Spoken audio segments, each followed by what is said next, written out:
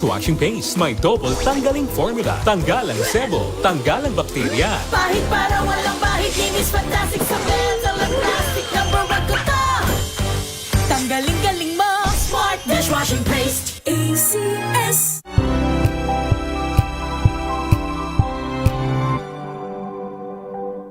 Wow, ang saya.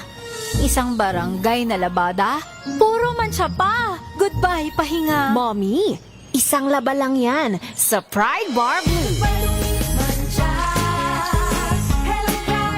May powerful stain-away enzymes na malupit sa dunit mancha. At di masakit sa kamay.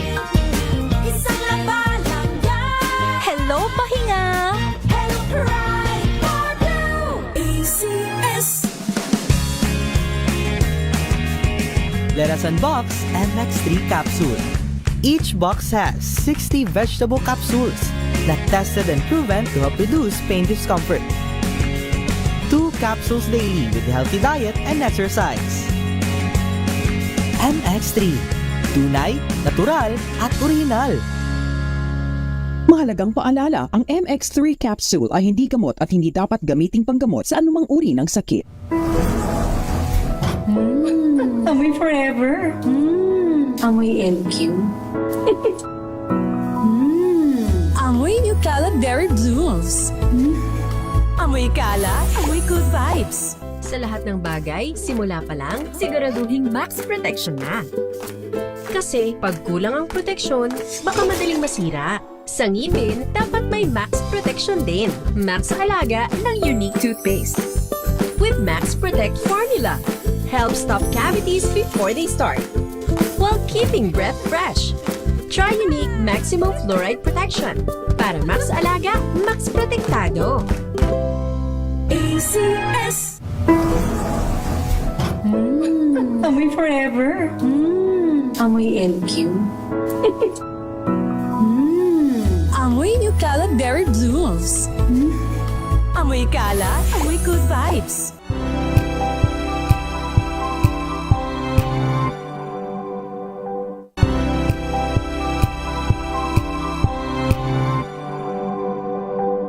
Ito ay bunsod ng naitalang 17 individual na ang kanilang naaresto. Ng Metro Manila Development Authority o MMDA ang No Contact Apprehension Policy o NCAP sa Metro Manila. Sa ang ilang mga dokumento ay peke. Hindi rin legal ang employment na ipinangako sa kanila. Sa mata ng batas, mananagot ang sangkot at may sala. Dahil sa bawat paglabag, may karampatang parusa. Alamin ang mga pananagutan sa likod ng mga bawal. Dito sa Hoy! Bawal Yan! Tuwing Sabado, alas 11:30 ng umaga. Dito lang sa DZRH TV. Number 1 na naman ang inyong DZRH sa latest survey ng Kantar Media na inilabas nitong January 2026. Hindi lang sa Metro Manila, kundi pati rin sa Mega Manila. Patunay na DZRH lang ang inyong tunay at totoong pinagkakatiwalaan. Taos-puso po kaming nagpapasalamat sa inyong patuloy na pagtitiwala dahil ang DZRH una sa Pilipinas, una sa Pilipino. Saan ka man sa mundo, tayo Pilipino. Maagang balitaan, maagang usapan sa mga issue at balita kasama si Kuya Angelo Palmones sa Magandang Umaga Pilipinas mula Lunes hanggang Biyernes.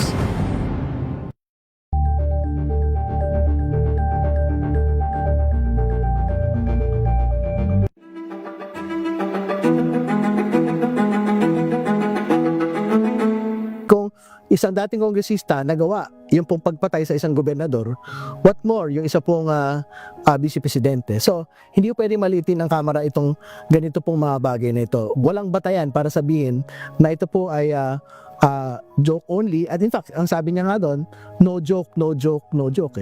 So, sa papaanong paraan magkakaroon ng equivocation doon po sa statement ng atin pong Vice President.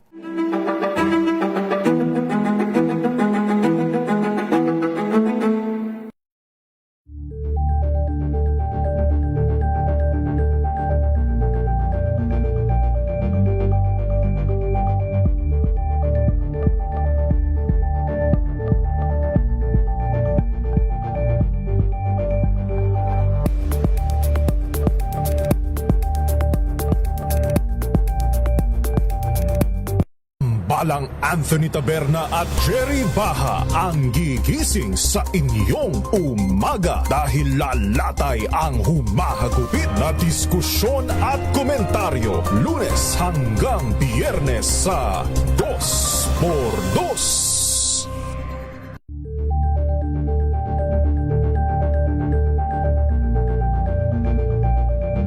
We've got you covered. From the hottest hits, exclusive interviews,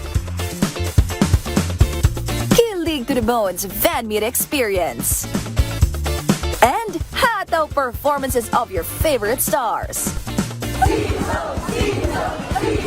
Saturdays, 12 noon, dito lang sa DZRH TV.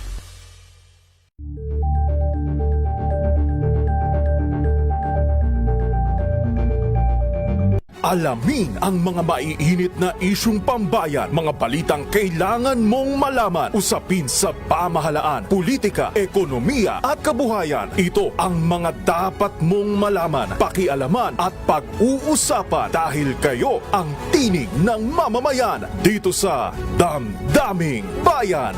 Live sa DZRH Radio, DZRH TV at DZRH Digital. Kasama sina Lakay, Deo Macalma at Elaine Apit. Araw-araw, Lunes hanggang Biyernes. Damdaming Bayan.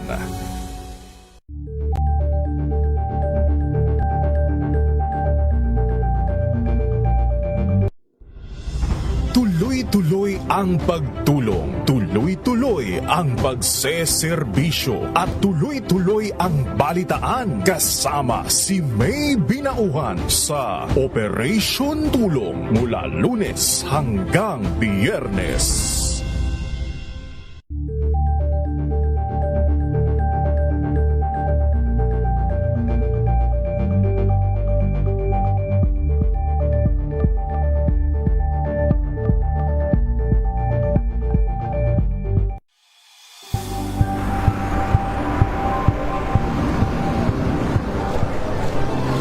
ating mga eksperto. Dito lang sa Expert Opinion. Ito ang The Better News. TNVS.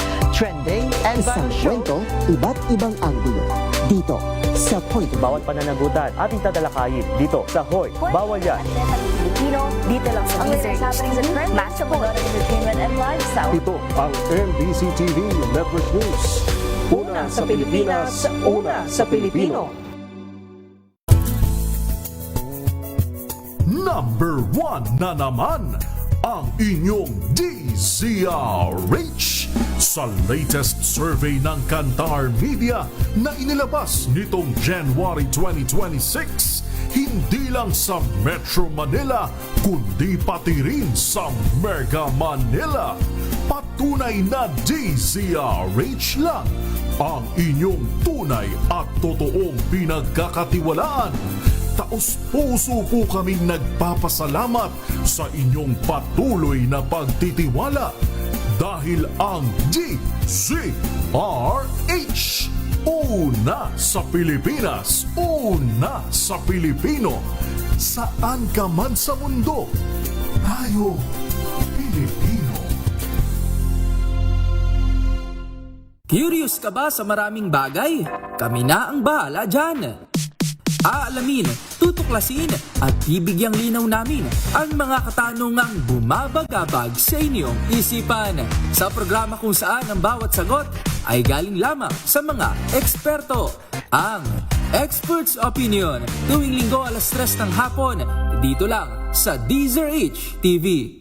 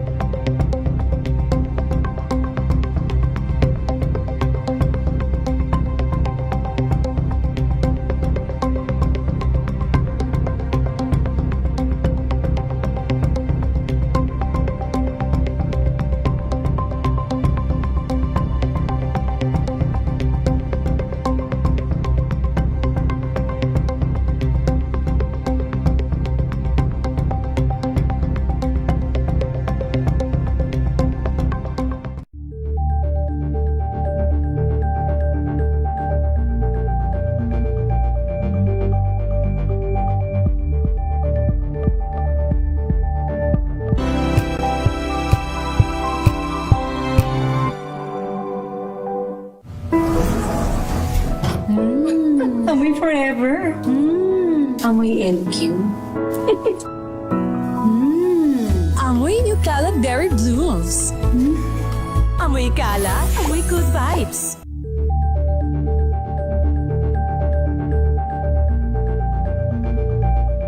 Hello, Washi! Laundry day na naman! Yay! Anong meron? Mancha ng chocolate, putik, may libag pa! Kaya natin yan! With Pride Washing Machine Detergent, may triple stain-away formula. Tanggalang makapit, madikit, at malupit na dumit mancha. Kaya easy-easy ang labada. Mula noon hanggang ngayon! All you need is pride! All you need is pride! ACS! Jiggy Manikad po. Bilang isang broadcaster, mahalaga sa akin ang tamang impormasyon sa lahat ng bagay, kahit sa kape, mapanuri ako. Kaya dito ako susubukan ng MX3 Coffee. Ito'y low acid, cholesterol free, at may vitamin C plus calcium. Sigurado ako sa MX3 Coffee. Dito ako bilib.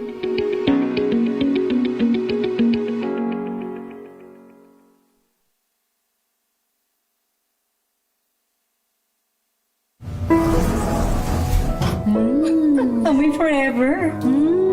Amoy LQ. Amoy New Kalat Berry Blues. Amoy kalat, amoy good vibes. May nagbago. May arte. May budget. Akala nyo lang yon. So solid. White rose papaya, wow, white rose. White rose papaya, wow, white rose. White rose papaya. May glow up with a white rose papaya. White rose papaya. May puti power times 2 kasi may papaya at niacinamide. May shea butter and tea tree oil pa. Kutis sulit ang glow up. Glow up with a white rose papaya. White rose papaya. Kutis sulit ang glow up. ACS. Oras sa buong Pilipinas, 8:15 ng umaga.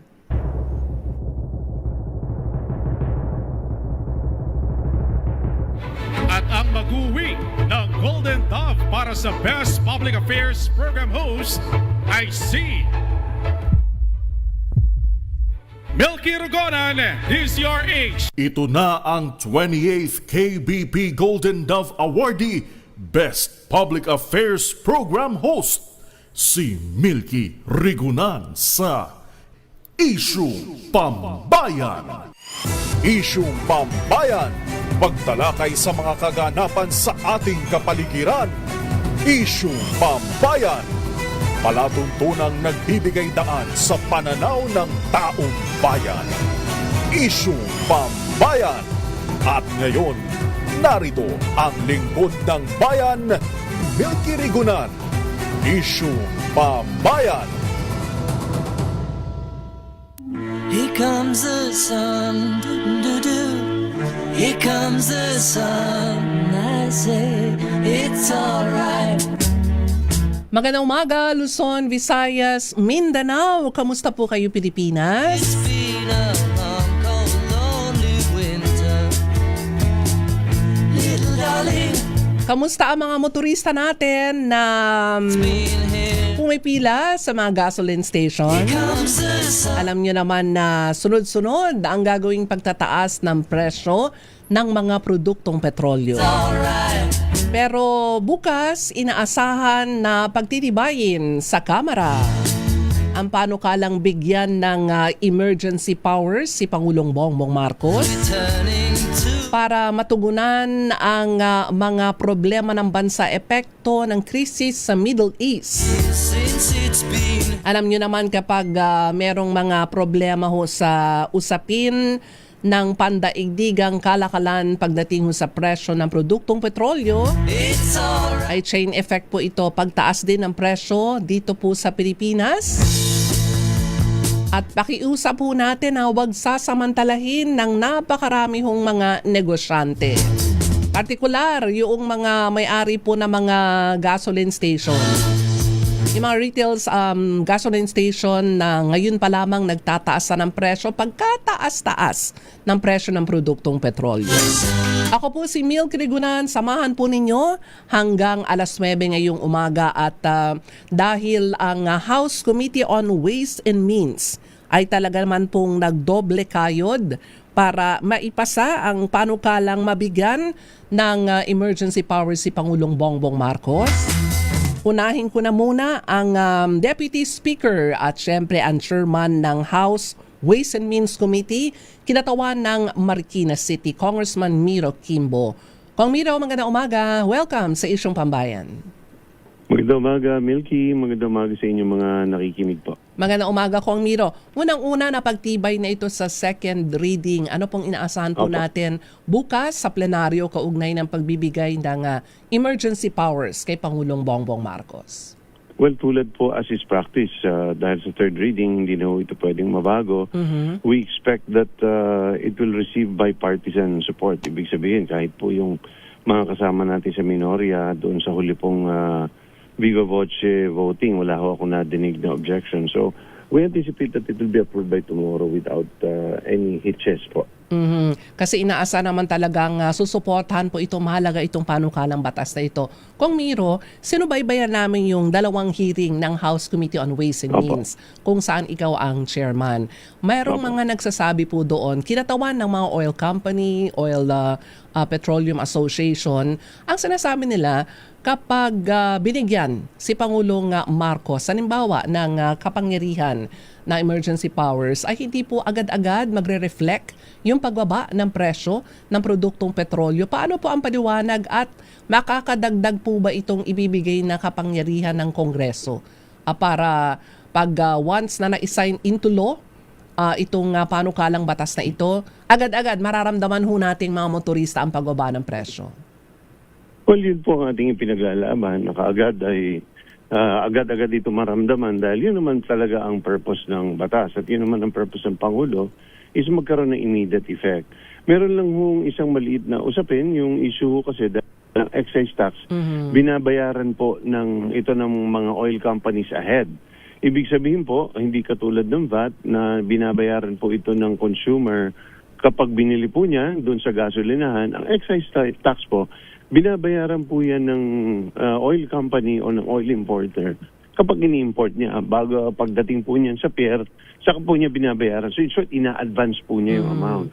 So ang sinasabi po nila is, anong gagawin ho namin doon sa mga nabayaran na namin kung hindi namin may papass on, hindi namin mapapa-reimburse doon sa consumer na bumibili sa gasolinahan. So sabi nga po natin, simple lang ang gawin natin dyan. Ang gagawin natin dyan is lahat ng inventaryo po ninyo na nabayaran ninyong may advance kayo na excise tax, ang gagawin po natin dyan is, igagawin ho natin tax credit yan. Kasi ang suspension hindi naman pang matagalan, panandalian lang po yan.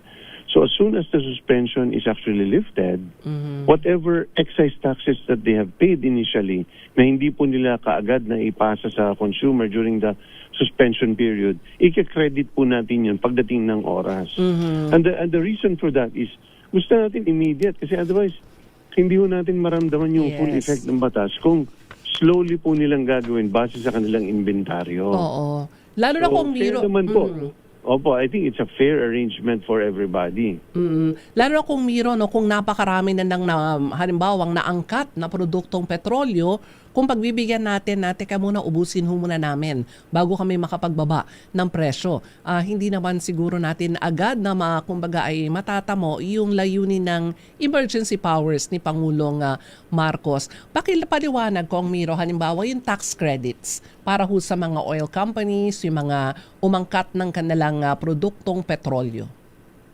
So halimbawa po, nag-import sila, halimbawa pinasa natin bukas, at halimbawa naging batas siya bukas at kinirma ng presidente. Although, na-anticipate natin sa katapusan ng linggo pa yung mangyayari. But halimbawa, bukas ay nag-angkat sila ng 1 million bariles ng diesel. Lahat po yan, yung 1 million, nagbayad po sila dyan ng 6 na piso kada litro sa excise tax. So, ang mangyayari po dyan, may 6 na million po silang ipinaluwal. Ngayon, pupunta ho sila sa gas station, sasabihin natin bigla, ay hindi mo muna maniningil ng excise tax. Ang sabi ng oil company, ano gagawin namin 6 million na ibinayad namin? Ina-advance lang namin yan, pero ang dapat nagbabayad yan ay yung end user. Na totoo naman. So ang sasabihin po natin, teka, na yung period of suspension na malamang 6 na buwan, ay hindi kayo maniningil ng excise tax sa gasolinahan para may full effect sa mamamayan. Pero yung ibinayad din yung 6 na million, once the 6-month suspension ends, pag natapos na po yun, yung inyong 6 na million, simula na po natin i-reimburse sa inyo. So kung aangkat kayo uli ng 1 milyong bariles, pagdating po na after the suspension, hindi po kayo magbabayad doon kasi meron kayong advance payment na. Ganun lang po kasimple yun. Oo. So in reality, parang mas natatagal lang yung pinaluwal ng oil company na imbis na nababayaran sila sa pag naibenta na sa gasolinahan, ito ay mababayaran lamang sila is after the suspension. Yan lang po yun. Pero ang pinaka-importante po, Ma'am Milky, is yung full effect, nararamdaman kagad ng taong bayan. Kasi tingin po natin, bawat araw na bumibili ng mahal na gasolina, nakakadagdag po ito kaagad sa inflation. Because the biggest problem with high oil prices, hindi naman po yung mahal yung naipapakarga sa tangke, mga ganyan. Problema number 1 yun. But the long-term effect really is, it drives up inflation. Ibig sabihin, nagmamahal ang bilihin. Ano ibig sabihin nun? Ang dating minimum wage na kayang bumili ng 10 kilong bigas o 20 kilong bigas kada linggo, 18 kilo na lang ang mabibili niya kasi hindi naman nagtaas ang kanyang sweldo, pero nagtaas ang kanyang presyo ng kanyang bilihin. So, we really need to control prices, and the number 1 thing that drives up all these commodities is gas. Yan po talaga. Kung Miro, halimbawa, ang paliwanag mo ay parang nakadeposito lang naman, di ba? Yung kanilang pondo. Na kapag medyo nag-normalize na, halimbawa, ang sitwasyon sa Middle East, pwede nang makuha o ma-reimburse sa kanila. Tama po bang intindi ko, Kong Miro? Tama po. Tama po yun. Tumpak na tumpak po. Parang yung kanilang deposito po ay imbis na nababayaran kaagad kapag naibenta na, ang sinasabi natin is, hindi ho ninyo pwedeng ma-withdraw yung deposito until matapos po ang suspension. At ang purpose po natin dyan is to preserve prices of commodities. Ang sabi mo dun sa hearing ay 6 months at hindi pwedeng lumagpas ng 1 year. Pero halimbawa, Kong Miro, wag naman sanang mangyari. Pwede bang halimbawa ay palawigin kung talagang tatagal ang krisis sa Middle East? O pwede po, pero ang kakailanganin po dyan ng panibagong batas kung ang inyong suspension po ay lalagpas po ng 1 year. So, mechanically po, the most that the President can do at any given suspension ay 6 na buwan. Pero kung gusto po niyang palawigin at pabahain ito, kailangan po niyang bumalik sa Kongreso para humingi po ng joint House and Senate resolution para po nila makuha ito. But in no case pwedeng lumagpas ng 1 taon. Foregone revenue dito sa 6 months, halimbawa, na wala tayong excise taxes na ipapataw, Kong Miro. Magkano? Makaapekto ba ito sa gobyerno? Kasi sabihin mo na, 6 na buwan, malaki rin itong mawawala sa pamahalaan. Malaki din po, no? Ang computation po nila dyan is umaabot between 125 to 131 billion ang mawawala. Pero ang punto naman po natin dyan is bagamat napaka-importante po ng government revenue dahil ito po ang tumutustos sa lahat ng programa natin. Pero kung uunahin po natin yon, sa totoo lang, number 1, kapag nagmahal ang gasolina, ay mas kokonti po ang bibili. So mas maliit na rin po ang ating makukolekt ng excise tax to begin with. Secondly po is, pag hindi po natin dinisrupt o binabaan ng presyo ng gasolina, baka ikamatay po yun ng kabayo. Yun ang parati natin sinasabi is that, meron nga tayong nakolekta, meron nga tayo, pero namatay naman yung kabayo. Bale, wala. Today is, we just want the economy to survive. We just want regular, ordinary Filipinos to be able to work through this process. Anong gagawin natin dun sa 130 billion na makukolekta natin? Kung pagbalik naman natin sa ekonomiya, ay patay na. So, really, it's an extraordinary situation requiring an extraordinary solution. Oo. So, approximately 125 to 131 billion pesos, Kong Miro, no? Sa loob ng 6 na buwan. Sa loob po ng, mula po Mayo po hanggang Disyembre. So, yan po, kung di ako nagkakamali, ay 7 buwan.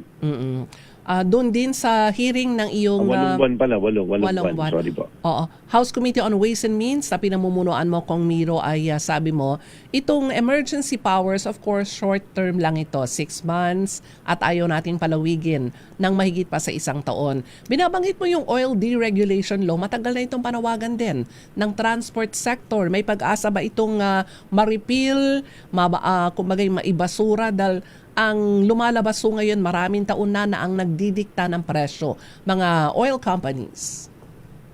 Kailangan talaga, it's a wake-up call for everybody para matingnan po natin ito.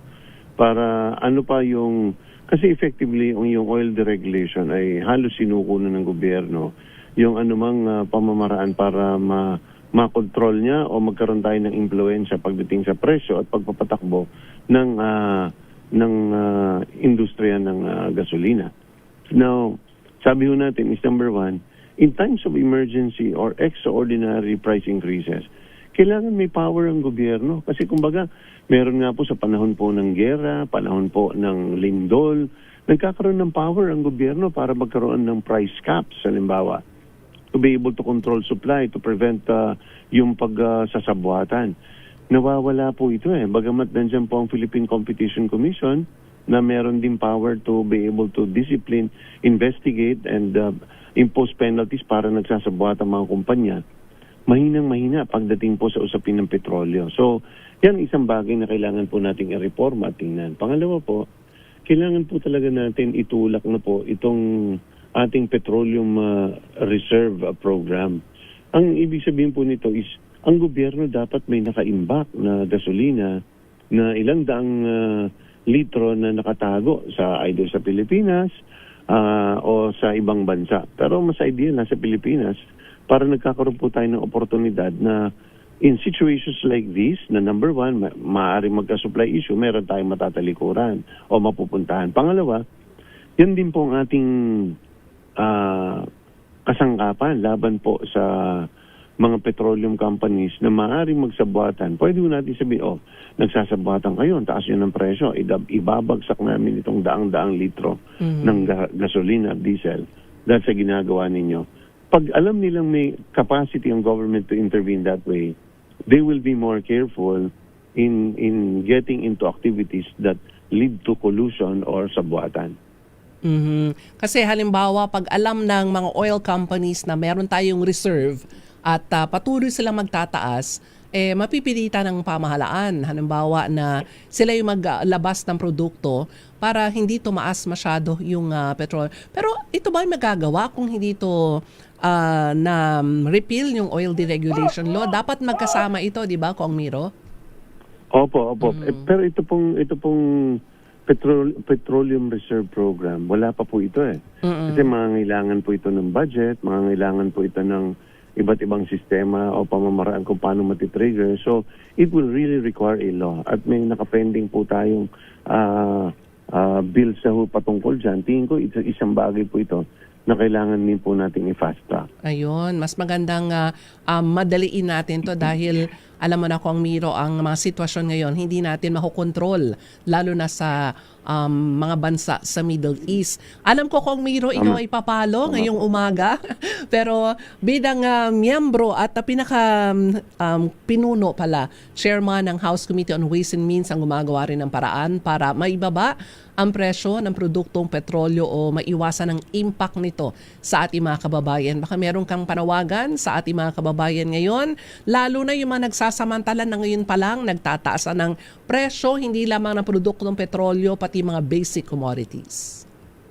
Well, number 1 talaga is, unfortunately para sa ating bayan, ay tayo ay kahalintulad ng ilang bansa na 100% dependent on imported oil, na wala po tayong choice So, hindi natin makontrol, wala tayong market power in terms of pricing.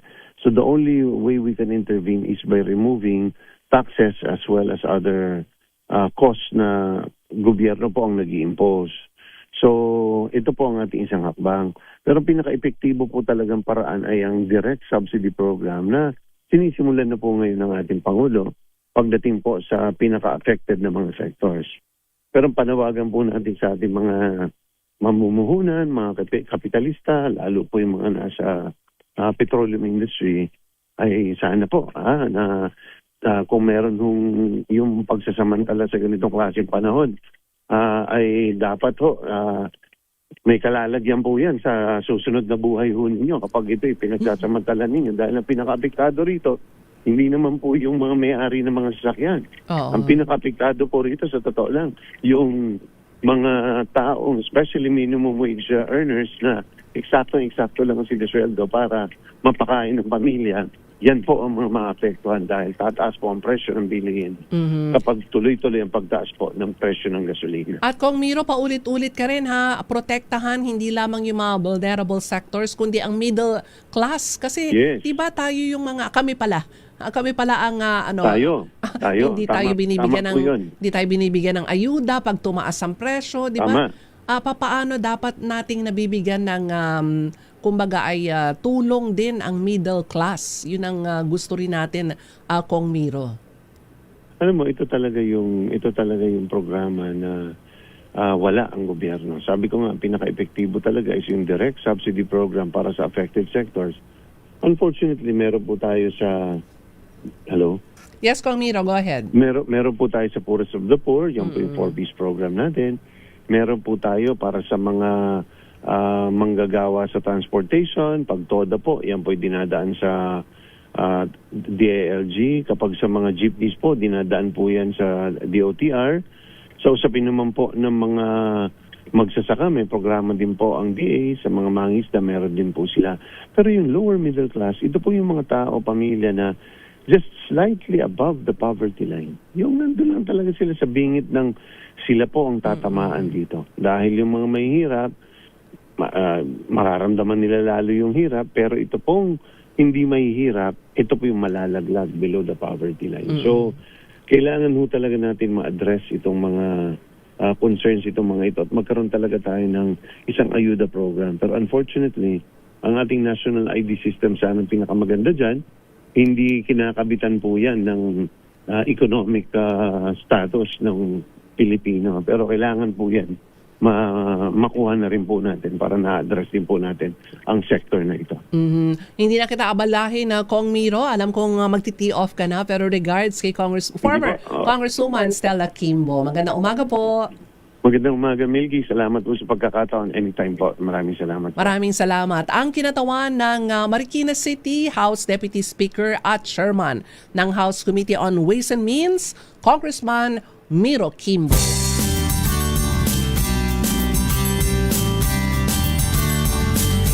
Kasi doon sa hearing ng House Ways and Means Committee kung saan chairman si Kong Miro, lagi niyang binabanggit paano middle class? Dapat may programa rin ng gobyerno sa middle class. Diba? Kasi po tayo yung tagasalo. Tagasalo ng halimbawang may mga increase. Wala naman ho tayong ayuda na binibigay ang gobyerno. Kung meron mang pagtaas sa presyo ng lahat ng bilihin, sabihin na ho natin, produktong petrolyo, basic commodities, services, tayo po ay tahimik na bumabalikat niyan. Pero wala tayong tulong na ibinibigay mula sa, natatanggap pala mula sa pamahalaan. So yun sana rin ang magandang pag-usapan kasi tayo pong nasa middle class, hindi naman ho yung sobrang mayayaman, hindi na po nila kailangan yung mga tulong na ganyan. Pero yung mga middle class, pwede ko bang sabihin na ito po yung mga ordinaryong manggagawa na pumapasok everyday, nagtsatsaga sa pagsakay sa halimbawa, public utility vehicles, nata-traffic at araw-araw na pumapasok. Wala naman hong pagtaas sa presyo ng kanila pong sweldo, napakatagal. Halimbawang pag-aaralan pa ng mga Regional Wages and Productivity Board. Pero kapag meron pong mga pagtaas, halimbawa ng presyo ng produktong petrolyo sa Middle East, marinig natin ng gobyerno na meron ng mga planong ayuda sa mga sektor na maapektuhan. Pero ang middle class, yun po laging bumabalikat. Yun ho sana ang bigyan din ng importansya ng ating pamahalaan. Anyway, magandang umaga po muli. At salamat kay Congressman Miro Kimbo. At hintayin natin dahil ang emergency powers ay definitely ibibigay po yan ng Kongreso ay Pangulong Bongbong Marcos dahil certified urgent na po last week. At ayon po kay Kong Miro ay wala naman tumututol na mga mambabatas para mabigyan ng kapangyarihan ang Pangulo. At may sapat daw na safeguards para ito po ay hindi maabuso. Ito ay ipatutupad lamang sa loob ng 6 na buwan at hindi lalagpas ng 1 taon para maaksyonan ng pamahalaan ng Pangulo ang anumang mga epekto ng pagtaas ng presyo ng produktong petrolyo sanhi ng krisis sa gitnang silangan. Napag-uusapan din po ang gitnang silangan. Magandang umaga po, magandang hapon, magandang gabi sa mga kababayan po natin dyan po sa Middle East. Naway kayo po ay ligtas at naway marinig na yung panalangin nating tumigil na po ang gulo, tensyon dyan po sa gitnang silangan. Ako pa rin ho si Mil Trigunan, samahan po ninyo sa Isyong Pambayan hanggang alas 9 ng umaga at ang oras sa buong Pilipinas, 8:38 ng umaga. Ang oras na yan ay hati.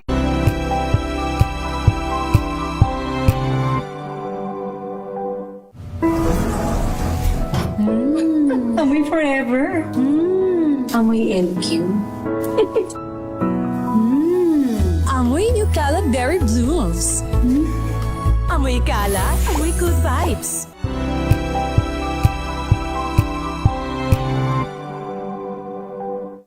Maulan man, no worries na amoy kulog ang damit. Charm Fabcon. Bangong kumaka-bloom.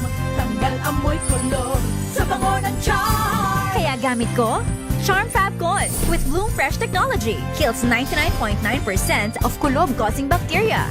May aroma burst pa of thousands of flowers and berries. Ang sampay sa loob, no amoy kulob. Bangong kumaka-bloom sa charm. Charm Fabcon. ACS.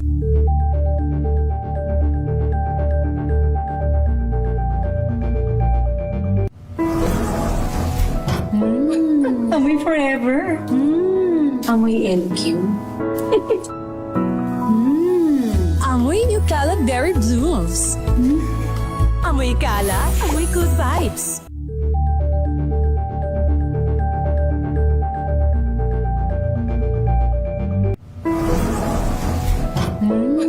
Amoy forever. Amoy LQ. Amoy New Caleb Dairy Blues. Amoy kalat. Amoy good vibes.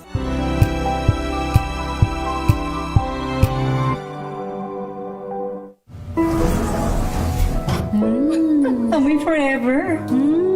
Amoy LQ. Amoy New Caleb Dairy Blues. Amoy kalat. Amoy good vibes.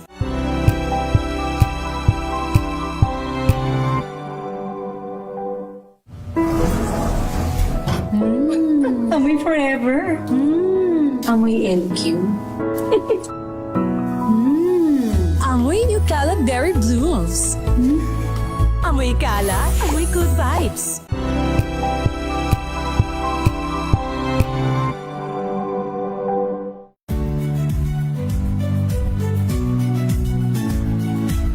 Magandang araw mga kaibigan.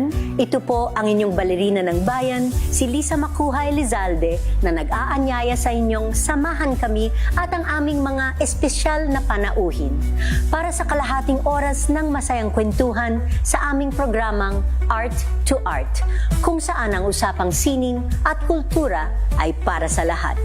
Huwag kaliligtaan, tuwing linggo, alas 3:30 ng hapon, dito lamang sa DZRH Radio, DZRH TV, at via online streaming.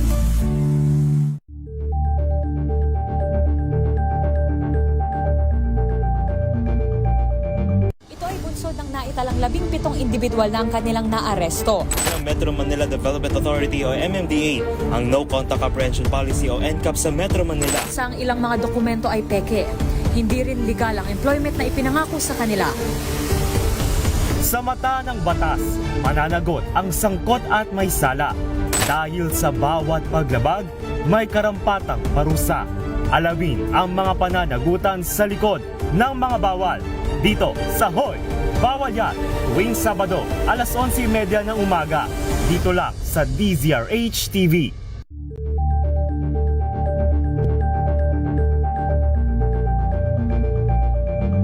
Maagang balitaan, maagang usapan sa mga issue at balita kasama si Kuya Angelo Palmones sa Magandang Umaga Pilipinas mula Lunes hanggang Biyernes.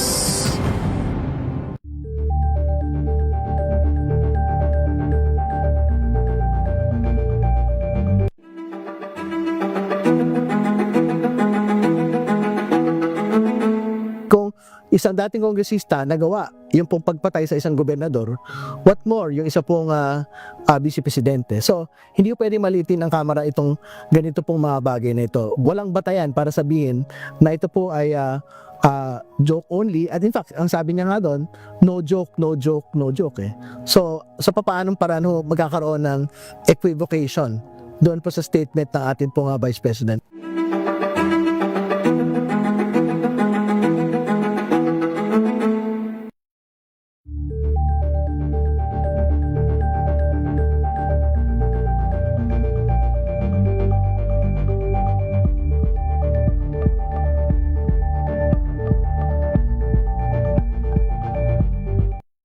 Balang Anthony Taberna at Jerry Baha ang gigising sa inyong umaga dahil lalatay ang humahagupit na diskusyon at komentaryo Lunes hanggang Biyernes sa 2x2.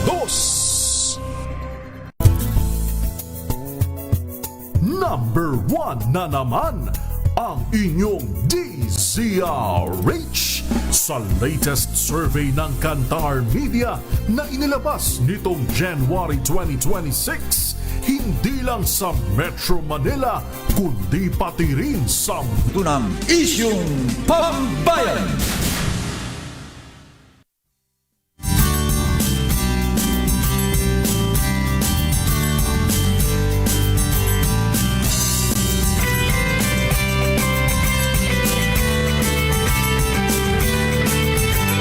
Katatapos lamang namin ni Kong Miro pag-usapan ang presyo ng produktong petrolyo at syempre ang emergency powers na pagtitibayin po malamang bukas. Ayan, sabi nga ni Kong Miro sa plenaryo. At sana kapag nabigyan na ho ng emergency powers si Pangulong Bongbong Marcos, agad-agad ay maramdaman natin ang pagbaba ng presyo ng produktong petrolyo. Sana naman makisama ang mga oil companies. Sa bagay, nung hearing ng House Committee on Ways and Means na pinamumunuan ni Congressman Miro Kim, mukhang makikiisa naman ang mga oil companies dahil alam ho nila ang direktang epekto nito, hirap nito sa ating mga kababayan. Kung patuloy na itataas ang presyo ng produktong petrolyo at yung mga iba pa ho nating mga negosyante, wag naman hong samantalahin ang pagtaas ng presyo ng petroleum products para itaas din ng sobra-sobra ang inyong mga paninda. Ito po yung panahon na kailangan ho nating magtulungan at wag ho tayong magsasamantala. At pag-uusapan po ang oil price increase, ito, kapit po yung mga motorista ho natin. Posibleng umabot sa 20 pesos ang taas presyo sa mga produktong petrolyo sa araw po yan ng Martes. Ayon sa oil industry sources, 20 pesos hanggang 22 pesos ang dagdag sa kada litro ng diesel. Nako, yung mga pampublikong sasakyan. Habang 14 pesos hanggang 16 pesos per liter sa gasolina. Posible naman na humigit kumulang 8 pesos ang taas presyo sa kada litro ng kerosene. Ang pagtaya ng industry sources ay batay po sa 5 araw na kalakalan sa world market na itinutulak na rin ng giyera dyan po sa gitnang silangan. Sulitin ko yung mga driver natin, si Manong Driver, si Manong Rider. 20 to 22 pesos, 20 hanggang 22 kada litro. Ang dagdag o kada dagdag sa presyo 14 pesos hanggang 16 pesos per liter sa presyo ng gasolina. Napakataas nito at humigit kumulang 8 pesos ang taas presyo sa kada litro ng kerosene. Ang pagtaya ayon sa oil industry sources ay of course may factor po yan, yung atin pong krisis sa gitnang silangan.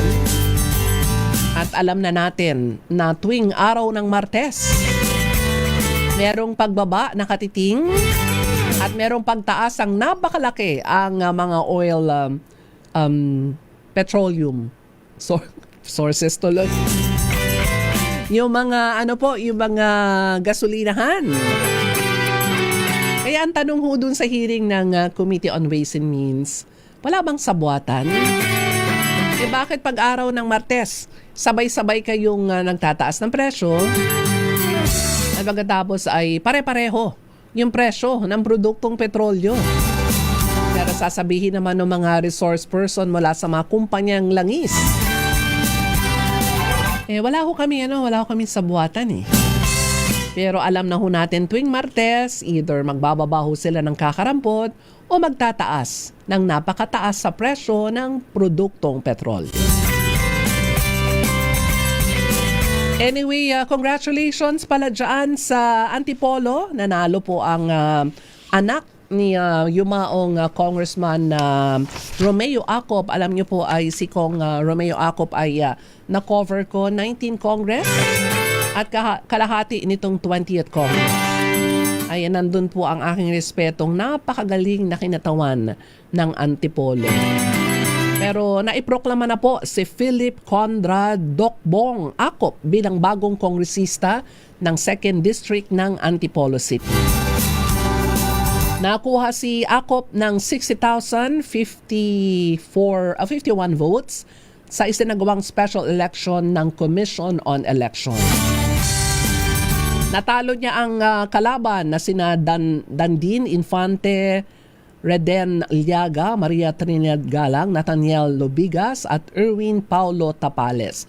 Si Philip Conrad Acop ay anak ni namayapang Congressman Romeo Acop.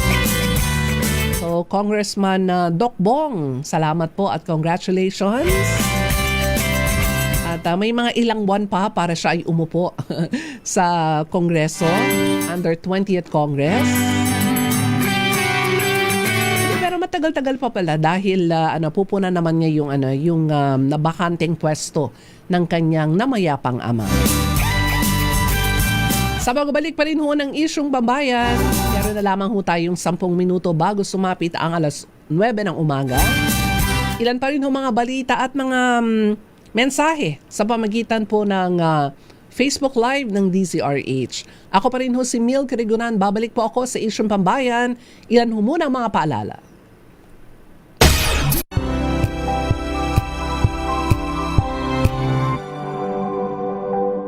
Alamin ang mga maiinit na isyung pambayan, mga balitang kailangan mong malaman, usapin sa pamahalaan, politika, ekonomiya at kabuhayan. Ito ang mga dapat mong malaman, pakialaman at pag-uusapan dahil kayo ang tinig ng mamamayan dito sa Damdaming Bayan. Live sa DZRH Radio, DZRH TV at DZRH Digital. Kasama sina Lakay, Deo Macalma at Elaine Apit. Araw-araw, Lunes hanggang Biyernes. Damdaming Bayan. Mega Manila, patunay na DZRH lang ang inyong tunay at totoong pinagkakatiwalaan. Taos-puso po kaming nagpapasalamat sa inyong patuloy na pagtitiwala dahil ang DZRH una sa Pilipinas, una sa Pilipino. Saan ka man sa mundo, tayo Pilipino. Tuloy Tuloy-tuloy ang pagtulong, tuloy-tuloy ang pagseserbisyo at tuloy-tuloy ang balitaan kasama si May Binauhan sa Operation Tulong mula Lunes hanggang Biyernes.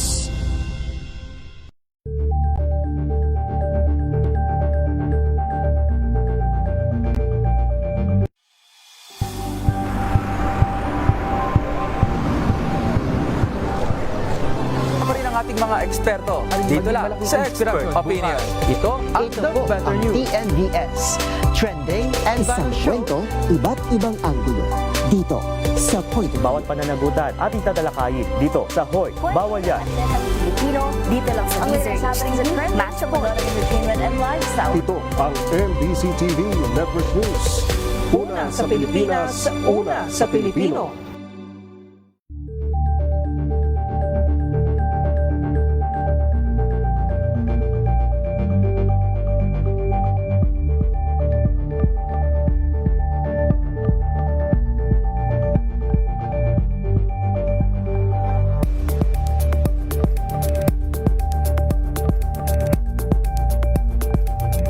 Curious ka ba sa maraming bagay? Kami na ang bahala dyan. Aalamin, tutuklasin at bibigyang linaw namin ang mga katanungang bumabagabag sa inyong isipan. Sa programa kung saan ang bawat sagot ay galing lamang sa mga eksperto. Ang Expert's Opinion, tuwing linggo 3:00 ng hapon, dito lang sa Deezer TV.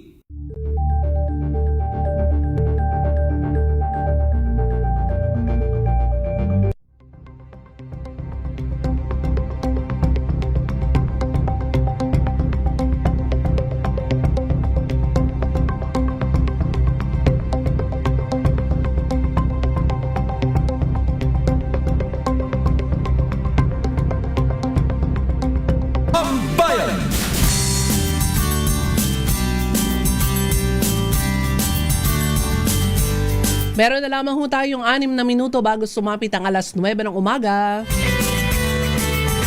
At mamaya pong 9:00, sa inyo Edniel Parosa at Giselle Ricafort sa kanila pong programa. At bukas may mga ganap din pala sa kamera. Dahil bukas ang pagtatapos ng 10 araw na ibinigay na palugit kay Vice President Sara Duterte para sagutin yung mga impeachment complaints laban sa kanya. Ayon kay Bicol Saro Party List Representative Terry Didon, miyembro ng House Committee on Justice, isa sa mga target ng mga mamabatas ay mapiga ang Vice Presidente sa umunoy 50 million pesos na wealth gap sa kanyang State of Assets, Liabilities, Statement of Assets, Liabilities, and Net Worth. Nakadepende umano ang schedule ng hearing kung sasagot si VP Sara ng formal sa House Justice Panel. Sa bagay, meron pong tugon dito si Committee on Justice Chairperson Jervil Luistro na kapag hindi daw sumagot si VP Sara, ay ibig sabihin wini-waive niya ang kanyang karapatan, pero hindi po ito mangangahulugan na hindi magtutuloy-tuloy ang pagdinig ng komite. Kapag nagkaroon po ng desisyon ang plenaryo na ito po ay may probable cause at iaakyat sa Senado, abay magsasilbing impeachment court na po ang mga senador. Pero may angal din si VP Sara dahil kini-question ho kasi ng mga miyembro po ng Justice Committee yung conflict of interest sa dalawa sa kanyang mga legal counsel. Ito po ay sina dating Education Assistant Secretary Reynold Munsayak at dating DepEd spokesperson Michael Powa. Ito po yung dapat na magiging witness doon sa alegasyon ng confidential funds ng VP at nung siya pa ang kalihim ng Department of Education. So baka yan po ay malinawan kapag nagsimula uli ang pagdinig ng House Justice Committee.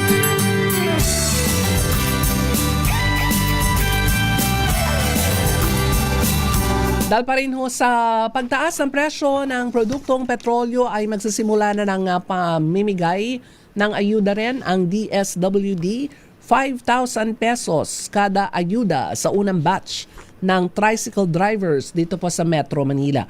Bahagi ito ng programa ng pamahalaan para sa sektor ng transportasyon sa gitna ng krisis sa mga epekto ng produktong petrolyo. Ayon ho sa mga pinuno ng DSWD, Secretary Rex Gatchalian, merong 139,000 drivers ang natukoy ang mga LGU na unang makakatanggap ng ayuda na darating pong March 17. Paliwanag ng kalihim, matagal na kasing consolidated ang listahan na malokal na pamahalaan kay inuna ang tricycle drivers na mabibigyan ng pera sa ilalim po ng Assistance to Individuals in Crisis Situations o AICS. Tiniyak naman ang kagawaran na hindi ito mapupolitika. Sa panayam po ng DCRH, sinabi ni DSWD spokesperson Irene Dumlao na sabayang isasagawa ang payout sa 33 lokasyon dito po sa National Capital Region kung saan required ang mga benepisyaryong magdala ng photocopy at original na copy o kopya ng kanilang mga lisensya.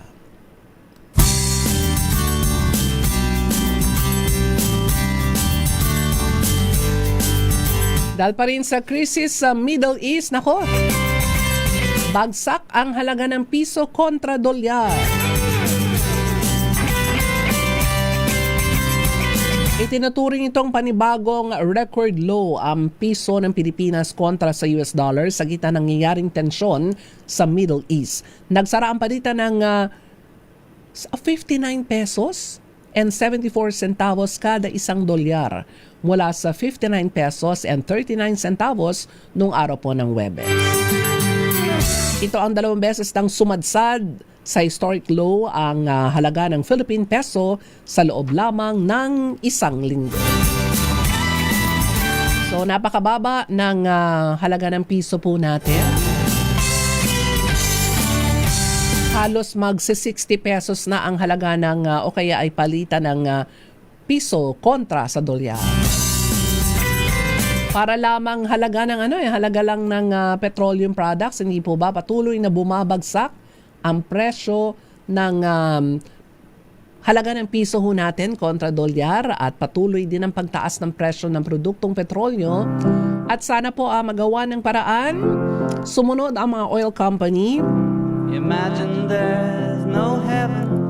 Na kapag nabigyan na po ng emergency powers si Pangulong Bongbong Marcos, ang layunin po nito, agad-agad na maramdaman ho natin ang pagbaba ng presyo ng produktong petrolyo at paulit-ulit ko pong sinasabi panawagan sa mga negosyante po natin, sa mga retailers po natin, sa mga suppliers po natin. Huwag kunin po ang pagkakataong ito para makapagsamantala. Huwag po tayo magtataas ng presyo ng ating mga paninda. Lahat po tayo ay naghihirap sanhi po ng krisis dyan po sa gitnang silangan. Lagi kong paulit-ulit ding sinasabi, ang middle class ang lagi pong tinatamaan na hindi po hindi makaangal kundi sige na nga lang balikatin na ho natin lahat ng pagtataas, magtrabaho na lang. Yun ang parang sinasabi na lang ho ng middle class na wala akong ayudang natatanggap mula po sa gobyerno.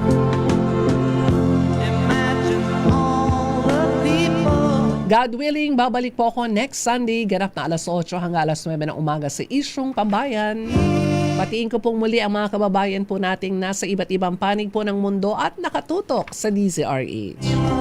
Magandang umaga, magandang tanghali, magandang hapon, magandang gabi. At syempre Luzon, Visayas at Mindanao, magandang umaga po sa inyong lahat. Ako po si Milk Rigunan, una sa Pilipinas, una sa Pilipino. At ang oras sa buong Pilipinas, 1 minuto makalipas ang alas 9 ng umaga. Imagine no possession.